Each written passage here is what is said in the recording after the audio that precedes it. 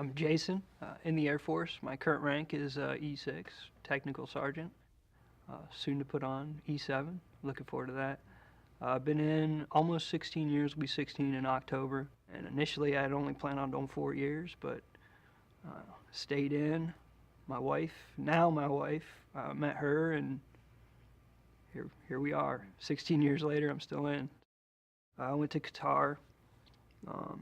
And we staged out of Asale, and that's where I did protective services for the CENTCOM commander. And we just kind of hopped around all over the place, all over Iraq, some in Afghanistan, and then even down the Horn of Africa, all over the place.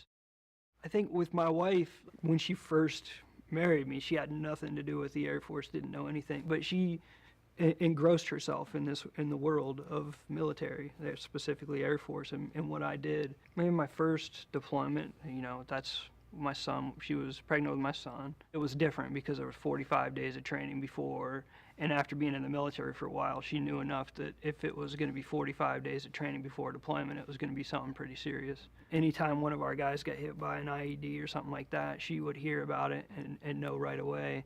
And I think maybe that's where some of the anxiety started building up with her thinking that I wasn't going to make it back. I think that's when the problems started happening. She started worrying a lot, and she sought a psychiatrist. It was helpful to know that while I was deployed, my wife was seeking help because I couldn't be there for her. I had maybe 5-10 minutes a day that I could talk to her on the phone. We had email, but that's not the same.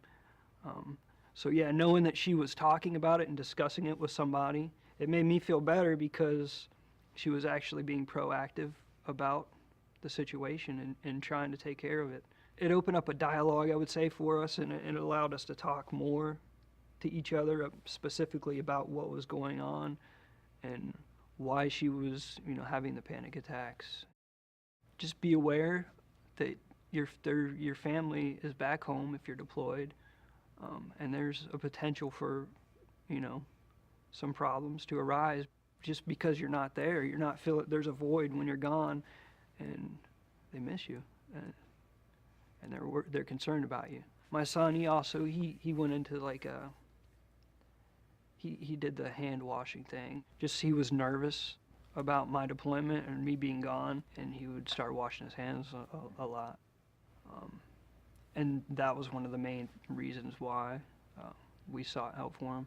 I think you just need to take care of your family and your loved ones, so seek out the help.